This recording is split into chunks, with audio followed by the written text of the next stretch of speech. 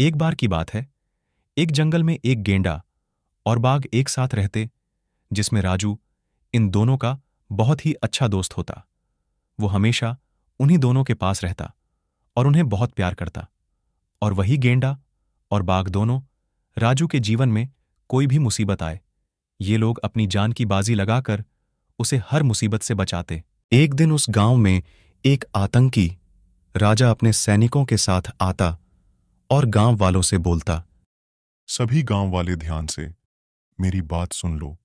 अगले 10 दिन के अंदर अगर इस गांव को तुम लोग खाली नहीं किए तो इस गांव में मेरे सैनिक जबरन तुम लोगों को यहां से धक्के मार के निकाल देंगे। क्यों महाराज? ये गांव में हम लोग हजारों सालों से रह रहे हैं। ये गांव हमारा है, यहाँ की जमीन हमारी है, तो आप किस बात के लिए हमें इस गांव से निकलने का आदेश दे रहे हैं? ए बच्चे, तुम्हारी इतनी हिम्मत कि तुम महाराज के सामने ऐसे बोलो, उनके बातों का मुंह पर जवाब दो।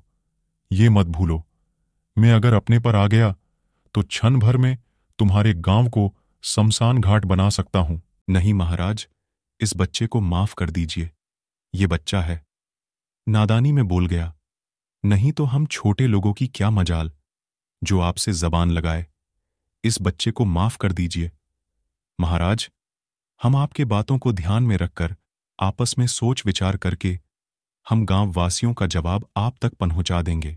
हाँ महाराज, हमें इस बारे में सोचने के लिए कुछ दिन का समय दीजिए।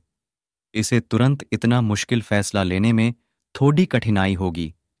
हमें कम से कम 1 हफ्ते का समय दीजिए। बाकी हम खुद इस गांव को खाली करके यहां से चले जाएंगे। ठीक है, मैंने इस बच्चे को माफ किया, लेकिन 1 हफ्ते से एक भी दिन ज्यादा समय तुम्हें नहीं मिलेगा। 1 हफ्ते के अंदर अगर इस गांव को खाली नहीं किए तो धक्के मार के इस गांव से निकल दिए जाओगे। और अगर कोई होशियारी करने की कोशिश की तो इस गांव में एक परिंदा भी नहीं मिलेगा। पूरे गांव को शमशान घाट बना दूंगा। उसके बाद राजा अपने सैनिकों को लेकर यहां से अपने महल की ओर जाने लगता। तभी गांव वाले आपस में सोच विचार करने लगते।